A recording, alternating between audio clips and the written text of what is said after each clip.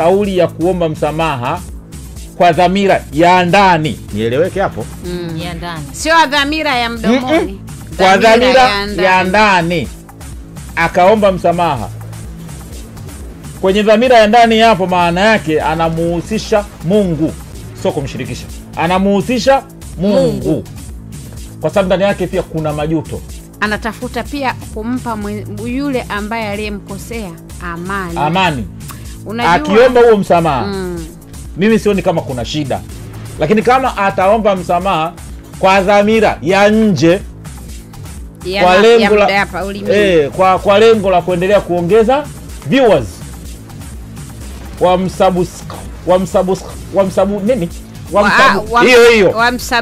hiyo hapo ndo tunarudi kwenye unafiki. Sio nzuri? Tunarudi kwenye unafiki. Na kwa sababu inakuwa kama ametegesha, anajua kwa vyovyote watu watakuja ili aweze kutrend. Watanishuti na mimi nitaendelea kujibu tena, vingine maisha yanaendelea kwenye mitandao. Lakini kama huyo superstar, si mtu maarufu, si mtu mkubwa, alikukosea kwa kukusudia, lakini baadaye kwa nafsi kabisa ya dhati akakuomba msamaha, pokea msamaha.